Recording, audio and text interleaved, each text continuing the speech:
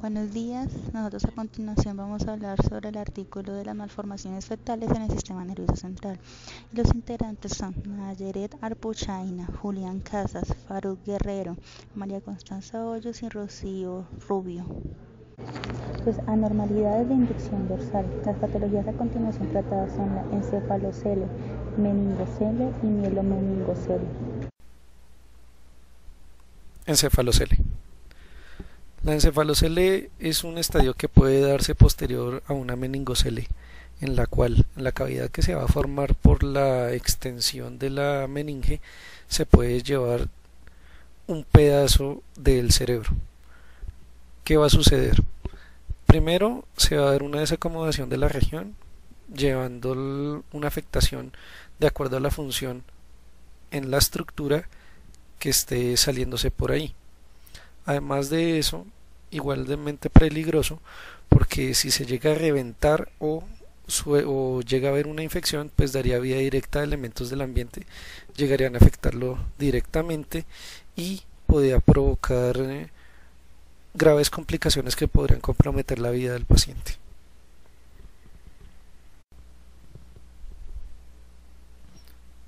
Meningocele. Esta alteración, al igual que el resto de las que se van a observar acá, ve comprometida una falla en la fusión de los extremos del tubo neural en el momento en que se está dando el desarrollo del embrión. ¿Qué va a suceder? Se deja un orificio o una fisura a través del cráneo o de la médula espinal, donde una porción de la meninge se sale, la cual va a venir a llevarse un llenado de líquido cefalorraquídeo, el cual va a agrandarse pues cada vez más y correrá cierto peligro que se pueda dar una infección o incluso podría reventarse dándole vía directa a elementos del ambiente que puedan afectar ese sistema nervioso central.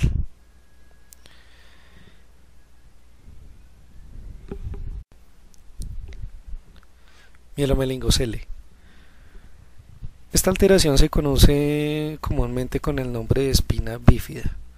Va a ser la misma meningocele, solamente que se va a producir en la médula espinal y además de eso se va a realizar una protrusión de lo que es la médula espinal. Normalmente esto ocurre en la región lumbar, creando pues complicaciones en lo que se conoce como la cola de caballo y afectando los miembros inferiores. Al igual que una encefalocele o una simple meningocele, podría llegar a afectar el sistema nervioso central mediante infecciones si se llega a tener contacto directo con el medio ambiente y agentes patógenos. Se requiere una intervención inmediata en estos tipos de patología para que el niño pueda tener una buena oportunidad de tener un desarrollo normal. Anomalías de inducción ventral. Las patologías mencionadas son síndrome Dandy-Walker, holoprosencefalia y craneosinostosis. El síndrome de Dandy-Walker incluye hidrocefalia, hipoplasia o aplasia del vermis cerebeloso y quiste de fosa posterior con dilatación del cuarto ventrículo. Sin embargo, se han observado otras anomalías del sistema nervioso asociadas a este síndrome, por lo cual se supone que este se produce en las primeras semanas del desarrollo embriológico, mucho antes de que los forámenes de Luschka y Magendie se abran normalmente. Esta enfermedad es una anomalía congénita que suele aparecer en la infancia y que se caracteriza principalmente por la presencia de las alteraciones anteriormente mencionadas en el desarrollo del vermis cerebeloso y la dilatación quística del cuarto ventrículo, lo que produce un agrandamiento de la fosa posterior. La etiología de este síndrome es muy heterogénea. En algunos casos se describe como causa de un gen recesivo y en otros como causa de la exposición durante el primer trimestre de embarazo al sarampión, al citomegalovirus, la toxoplasmosis, el alcohol y la isotetrionina. Es un síndrome más frecuente en el sexo femenino con una relación de 3 a 1 y su incidencia se estima entre 1 cada 25.000 y 1 cada 30.000. Este síndrome engloba el 10% de todos los casos de hidrocefalia. Las alteraciones del holoprosencéfalo constituyen un amplio espectro de malformaciones craneofaciales debidas a una anormalidad compleja del desarrollo del cerebro. Se deben a una falta de segmentación del prosencéfalo en los dos hemisferios, lo que origina una alteración en el clivaje de este. La incidencia varía de acuerdo al tipo de malformación. Por ejemplo, la ciclopía es de muy rara presentación y se estima una incidencia de 1 a 40.000 recién nacidos vivos. La etiología es heterogénea y en la mayoría de los casos no se puede determinar la causa. En ocasiones se asocian a trisomías 7, 13 y 18, síndrome de Meckel-Gruber y triploidías. Otras causas que han sido relacionadas son infecciones virales, intrauterinas, diabetes, ingestión de alcaloides, aspirina. Algunos pueden tener una presentación autosómica dominante o recesiva. Se produce por alteración del desarrollo cerebral entre la cuarta y octava semana de edad gestacional. Este fallo produce una fusión parcial o total de los hemisferios cerebrales y ventrículos laterales. La forma más leve es en la que solo existe una afectación de los bulbos olfatorios, junto con cierto grado de aplasia de la circunvolución subcallosa. En los casos menos graves se diferencia el tercer ventrículo y el diencéfalo y existe una división parcial de los ventrículos occipitales. En los casos graves se observa un encéfalo de pequeño tamaño cubierto por una corteza límbica en forma de herradura. Casi la mitad de los pacientes presentan alguna anomalía cromosómica. También existen alteraciones monogénicas como la forma autosómica dominante que radica en el locus 7p36. La craneosinostosis es una anomalía congénita en la cual una o más estructuras craneanas se fusionan prematuramente.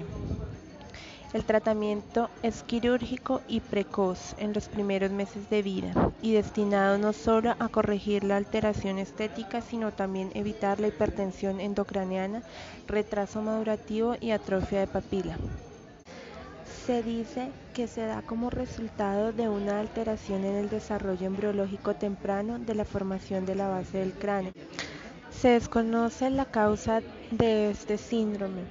Los genes pueden jugar un papel importante en su desarrollo, sin embargo, por lo regular no hay antecedentes familiares de la afectación. Un tipo que se transmite de padres a hijos, es decir, es hereditario, puede ocurrir con otros problemas de salud como convulsiones, disminución de la capacidad intelectual y ceguera. Los trastornos genéticos comúnmente ligados a esta patología abarcan los síndromes de Crusoe-Apert, Carpenter, Schotzen y Pfeiffer. Sin embargo, la mayoría de los niños con este síndrome son por lo demás sanos y tienen una capacidad intelectual normal. Anomalías de división y diferenciación celular. Las patologías mencionadas son microencefalia, ataxia telangiectasia, melanosis neurocutánea. Microcefalia. Un perímetro craneano inferior en 2 o más desviaciones estándar a la media para la edad y sexo del niño define la presencia de microcefalia. Sus causas son múltiples, pudiendo tratarse de defectos en el desarrollo del cráneo, con cierre precoz de fontanelas y suturas, o de trastornos del crecimiento cerebral, ya sea por defecto de la organogénesis cerebral o como secuela de afecciones prenatales del parto, neonatales o del lactante con daño importante del tejido neural. En los niños con microcefalia, el examen neurológico puede ser normal o mostrar variados signos de disfunción dentro de un amplio rango de severidad. Casi siempre se acompaña de retardo mental, pudiendo decirse que hay una relación directa y lineal entre el grado de retraso intelectual y la severidad de la microcefalia. Pueden haber microcefalias primarias y microcefalias secundarias. Microcefalias primarias es causada por déficit de proliferación neuronal. Habitualmente, heredados en forma autosómica dominante o recesiva. Los recién nacidos afectados presentan cráneos pequeños con escaso crecimiento ulterior, y las microcefalias secundarias de las causas prenatales, las infecciones intrauterinas por virus, son frecuentemente e importantes, destacando el virus de la rubiola y el citomegalovirus. Algunas drogas, tóxicos y radiaciones también pueden producir microcefalia, asociada muchas veces a retardo del crecimiento corporal y a características dismórficas. Las lesiones cerebrales perinatales son la causa más común de crecimiento cerebral deficiente en niños cuyo perímetro craneano al nacer era normal. Ataxia telangiectasia. Es un trastorno neurodegenerativo hereditario autosómico recesivo multisistémico complejo raro que afecta a una variedad de órganos en el cuerpo y causa discapacidad severa. Se presenta tempranamente en la niñez y no tiene predilección por sexo. La ataxia cerebelar temprana de desarrollo progresivo significa dificultad con el control del movimiento, y la telangiectasia son vasos sanguíneos extras que pueden ser vistos particularmente en la conjuntiva vulvar de los ojos. El diagnóstico de la ataxia telangiectasia se basa en los hallazgos clínicos característicos y los resultados de los análisis clínicos. El periodo en el que es más difícil diagnosticar ataxia telangiectasia es en la infancia temprana, cuando aparecen por primera vez los síntomas neurológicos y en el que las telangiectasias típicas aún no han aparecido. Una de las pruebas de laboratorio de más ayuda que se utiliza para asistir en el diagnóstico de ataxia telangiectasia es la medida de proteínas fetales en la sangre, que puede persistir en altos niveles en sangre en algunas afecciones después del nacimiento. La gran mayoría de los pacientes con ataxia telangiectasia, más o menos el 95%, presentan niveles elevados de alfa-fetoproteína en suero. El gen responsable de la ataxia telangiectasia ha sido identificado y se encuentra en el brazo largo del cromosoma 11 en 11q2223. Este controla la producción de una enzima del tipo fosfatidilinositol 3 sinasa, involucrada en el control del ciclo celular, la recombinación del ADN, la apoptosis y otras respuestas celulares al daño del ADN. La evolución de la enfermedad en la mayoría de los pacientes se caracteriza por el deterioro neurológico progresivo. Muchos pacientes son confinados a una silla de ruedas en su adolescencia. Las infecciones en pulmón y senos paranasales son comunes y pueden dañar los pulmones aun cuando sean tratadas a tiempo. La melanosis neurocutánea se caracteriza por la proliferación de melanocitos en el sistema nervioso central, asociado a un nuevo melanocito congénito gigante o satelitosis cutáneas.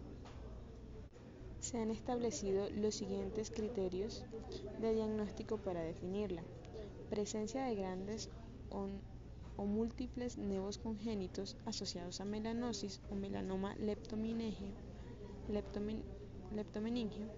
ausencia de melanoma en la piel, no evidencia de melanoma en ningún otro órgano fuera del sistema nervioso. Se cree que estarían involucradas mutaciones somáticas del protoncogen c-MET o que existiría sobreexpresión del factor de crecimiento hepatocitario, el cual es el promotor de la proliferación y movilidad del melanocito. Este causa una disregulación en el crecimiento, la diferenciación y migración de los melanoblastos. El origen embriológico no está bien establecido. Se cree es debida a una alteración en la migración de los melanoblastos desde la cresta neural hacia la piel y las leptomeninges, con depósitos anormales y posterior proliferación de ellos con producción de nevos melanocíticos congénitos, satelitosis o melanosis del sistema nervioso central. Los síntomas de la melanosis neurocutánea pueden manifestarse independientemente de la transformación maligna de las lesiones. Se presentan generalmente dentro de los 2 primeros años de vida y se deben a la proliferación de los melanocitos. Consiste en convulsiones, hidrocefalia, parálisis de los nervios craneales, signos de hipertensión endocraniana, de comprensión raquídea o de masa ocupante, entre otros. Excepcionalmente, se presentan en forma más tardía, alrededor de la segunda o tercera década de la vida, con aumento de presión endocraniana o trastornos conductuales. En los casos en que la melanosis neurocutánea es sintomática, su pronóstico es ominoso, incluso en ausencia de melanoma. Anomalías de migración celular. Las patologías mencionadas son lisencefalia, polimicrogiria y heterotopía neuronal. Las lisencefalias son un grupo de malformaciones cerebrales causadas por un trastorno de la migración neural, desde la zona ventricular hasta la corteza cerebral. Esta migración se realiza en olas sucesivas desde la 7ª a la 20ª semana de gestación y su objetivo es lograr una estructura laminal de 6 capas, esencial para la función cognitiva propia del ser humano. En la lisencefalia se interrumpe la normal migración neural, formándose una corteza anormal gruesa de 4 capas mal organizadas, lo que se manifiesta por un espectro que va desde la ausencia de circunvoluciones a giria, circunvoluciones más gruesas, paquigiria, hasta la formación de una doble corteza denominada heterotopía en banda subcortical. La LIS1 es responsable de la formación autosómica de la lisencefalia. Las mutaciones del gen LIS1 están asociadas con alrededor del 80% de los afectados con la lisencefalia. La proteína LS1 parece interactuar con la tubulina para suprimir la dinámica de los microtúbulos. La proteína está altamente conservada y los estudios han demostrado que participa en nucleoquinesis dineína citoplasmática mediada, la translocación autosómica, la motilidad celular, la mitosis y la segregación cromosómica. La LIS1 codifica para una proteína 45 kilodaltos llamada PAFA-H1B1, que contiene 7 repeticiones WED40 necesarias para la migración neuronal adecuada. El gen LIS1 codifica para una proteína similar a la subunidad de las proteínas G, responsables de lípidos, factor activador de las plaquetas bioactivo degradantes. Esto conduce a teorías que la ILS1 podría ejercer su efecto sobre la migración a través de los microtúbulos. Pueden ser necesarias para la migración neuronal óptima al influir en las propiedades de la adhesión morfológica celular, concentraciones específicas de la proteína PAF. Los estudios han demostrado que la adición de PAF o la inhibición de la acetilhidrolasa del factor activador de plaquetas disminuye la migración de células granulares del cerebelo. La adición de PAF a las células del hipocampo han demostrado el colapso del cono del crecimiento y la retracción de las neuritas. Por otro lado, la relina es una proteína secretada por las células de caja, que son neuronas especializadas de la cara superior de la corteza, las cuales son muy importantes en la migración neuronal. La polimicrogiria es una malformación cerebral caracterizada por excesivos pliegues corticales y surcos poco profundos. Macroscópicamente aparece como una superficie cortical irregular formada por una corteza con múltiples circunvoluciones pequeñas, separadas por muchos surcos poco profundos. Microscópicamente, las neuronas alcanzan la corteza pero no forman capas corticales de forma normal. La polimicrogiria tiene predilección por la corteza de la región perisilviana y así hay un gran número de casos descritos en la literatura del denominado síndrome opercular o perisilviano, caracterizado por parálisis pseudobulbar. Se puede suponer que un sistema de reacción-difusión puede controlar la formación de los patrones que se presentan en la corteza cerebral, donde se supone que la catenina es un precursor activador de la formación de las circunvoluciones de la corteza cerebral y que, asociada a esta molécula, se presenta un inhibidor que completa el sistema reactivo. También se puede suponer que un conjunto de morfogenes, como por ejemplo PAC6, NGN2 y D4, altamente acoplados, pueden guiar la formación de los patrones de las circunvoluciones de la corteza cerebral. Se han dado a conocer dos formas de la polimicrogiria localizadas: bilateral perisilviana en el cromosoma X y bilateral frontoparietal en el cromosoma 16. Hay también formas no genéticas de polimicrogiria que están causadas por infecciones intrauterinas por citomegalovirus y defectos en la perfusión placentaria. La incidencia de las diferentes formas de polimicrogiria es desconocida, pero la frecuencia de displasia cortical en general se estima en 1 de cada 2.500 recién nacidos. Por otro lado, se han identificado mutaciones en el gen GPR56 situado en el brazo largo del cromosoma 16, que codifica una proteína importante para el desarrollo normal de la capa externa del cerebro. Esta proteína interactúa con otras proteínas de la superficie celular para desencadenar una serie de señales químicas dentro de la célula. La mayoría de las mutaciones identificadas cambian un solo aminoácido en la proteína GPR56 e interfieren con el procesamiento normal de la proteína. La proteína normal queda atrapada dentro de la célula, donde es incapaz de alcanzar la superficie celular para llevar a cabo sus funciones normales de señalización. Una pérdida de la función probablemente interrumpe la migración normal de las neuronas durante el desarrollo cerebral. La heterotopía neuronal representan agrupamientos de neuronas normales en localizaciones inadecuadas como consecuencia de una ausencia de atención del proceso de migración. Aparecen en el 3% de la población general y pueden asociarse a agenesia del cuerpo calloso, estenosis acueductal, microcefalia y esquincencefalia. Las técnicas de imagen suelen solicitarse porque estos pacientes pueden presenciar crisis convulsivas. En la heterotopía laminal aparece cuando hay una detención difusa de la migración neuronal. Se forman capas alternantes de sustancia blanca en gris en las cuales se ve la disintensidad de la sustancia gris ectópica con la sustancia gris cortical. En la heterotopía nodular, la sustancia blanca es de localización anómala, habitualmente de forma simétrica localizada en las regiones subependimario o periventricular, con predilección por las astas posteriores y anteriores. Son isotensas con la cortical cerebral en todas las series, y a diferencia de los nódulos subependimarios de la esclerosis tuberosa, no se realzan tras la inyección del gondolinio. En esta misma patología se pueden considerar la existencia de dos grupos: la heterotopía neuronal periventricular y la heterotopía neuronal difusa. En la heterotopía neuronal periventricular es de localización preferente en regiones occipitales, representan el acúmulo de grupos de neuronas en las cuales no se llegó a iniciar el proceso de migración. Existe una forma que está ligada al cromosoma X y que solo se presenta en mujeres, habiéndose localizada en la región del brazo corto del cromosoma 28, aceptándose la existencia de varios genes candidatos, destacando el que codifica la subunidad A3 del receptor GABA, lo que justifica que se produzcan alteraciones en la excitabilidad neuronal y en consecuencia crisis epiléptica. Y por último tenemos la heterotopía neuronal difusa, que es una heterotopía muy extensa de morfología lineal paralela a la corteza, bilateral, simétrica, separada de esta por una capa de sustancia blanca, por lo que también se conoce con la denominación de doble córtex. Esta prácticamente limita al sexo femenino y habiéndose comprobado como los hijos varones de las mujeres afectadas nacen con lisencefalia. La afectación genética localizada en la región del brazo corto 21 y brazo corto 24, que por análisis de alta resolución queda circunscrita en el brazo corto 23, en el gen LLIS o DCX, que se denomina doble cortín y codifica una proteína con función íntimamente relacionada con el desarrollo del córtex. Anomalías de la mielinización, neuropatía de Charcot-Marie-Tooth y esclerosis múltiple. La enfermedad de Charcot-Marie-Tooth es una enfermedad hereditaria que afecta a la gran mayoría de los nervios periféricos y estos proveen la información a los músculos y al sistema sensorial.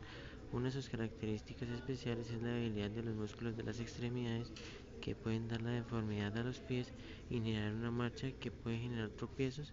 La mayoría de síntomas se desarrollan en la adolescencia. La gravedad de los síntomas es variable. Las células nerviosas comunican información a diversos puntos enviando señales eléctricas a través de una parte larga y fina de la célula llamada axón. Para aumentar la velocidad con la cual viajan estas señales eléctricas, el axón está recubierto de mielina, que es producida por las células de Schwann. La mielina enreda alrededor del axón como una especie de rosca.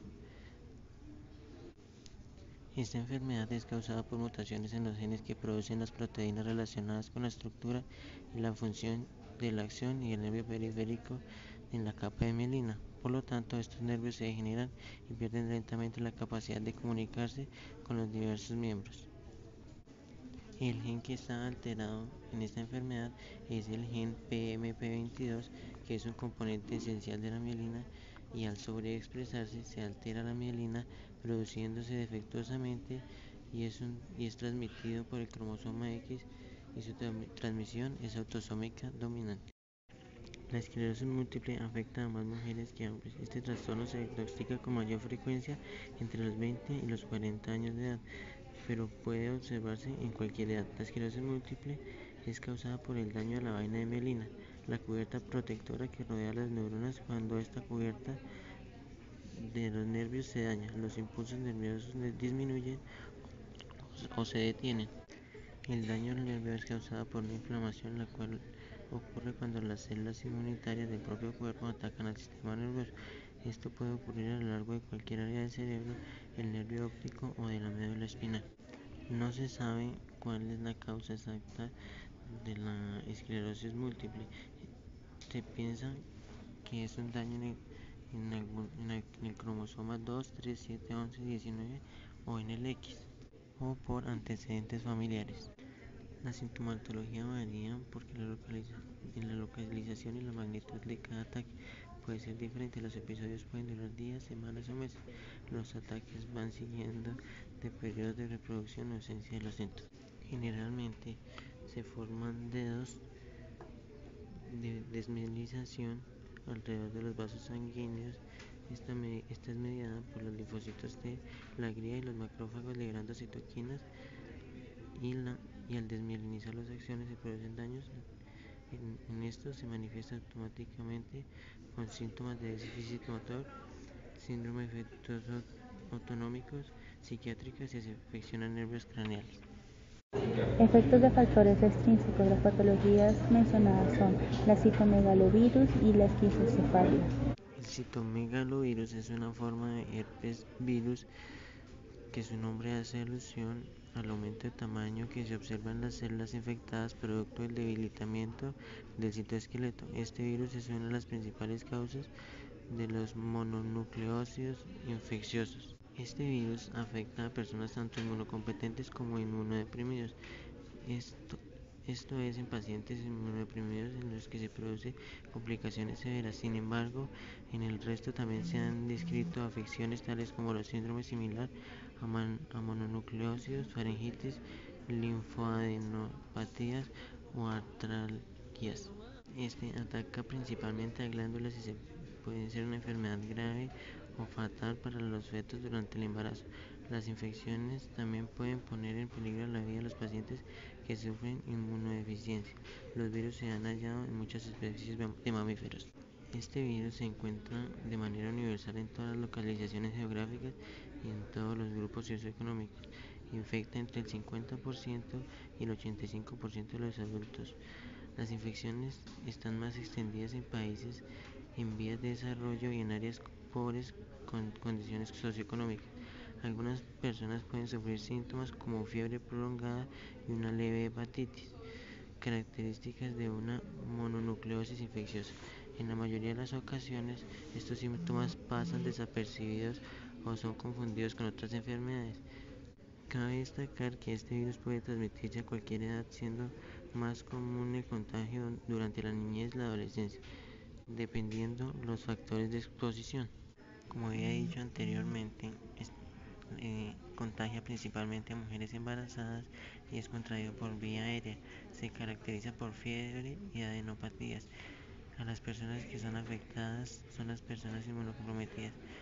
En los niños que nacen con esta enfermedad no se presentan síntomas generalmente, pero después de un tiempo se presentan síntomas como por ejemplo la hidrocefalia, calcificaciones cerebrales y lesiones isquémicas. La esquistocefalia es un trastorno encefálico poco común caracterizado por surcos o hendiduras anormales en los hemisferios cerebrales. Los individuos con hendiduras en ambos hemisferios o hendiduras bilaterales a menudo presentan retraso en el desarrollo de las capacidades del habla y del idioma y difusiones corticoespinales. Los individuos con hendiduras más pequeñas unilaterales pueden presentar debilidad en el lado del cuerpo o poseer una inteligencia promedio o casi promedio. Los pacientes con esquizoencefalia también pueden tener grados variables de microcefalia, retraso mental y hemiparestesia. Esta migración celular es generalmente en los ventrículos laterales, está dividida en un labio abierto y un labio cerrado. Se puede presentar bilateralmente o unilateralmente. Compromete los lóbulos frontales principalmente. La migración celular comienza entre el cuarto y quinto mes de vida intrauterina. Se ha descubierto que generalmente es una afección en el cromosoma en la región 10q26.1 donde se encuentra el gen MX2. Este gen es el encargado de la formación del sistema nervioso central. Este gen puede estar de no o en familiares. El tratamiento para estos individuos con esquizoencefalia consiste generalmente en una terapia física, tratamiento para las convulsiones y una derivación. En los casos que son complicados por hidrocefalia, el pronóstico para los individuos varía dependiendo del tamaño de las hendiduras y del grado de déficit neurológico. A continuación daremos a conocer lo que son las fuentes y pues la referencia del artículo. Gracias por la atención prestada. Hasta una próxima ocasión.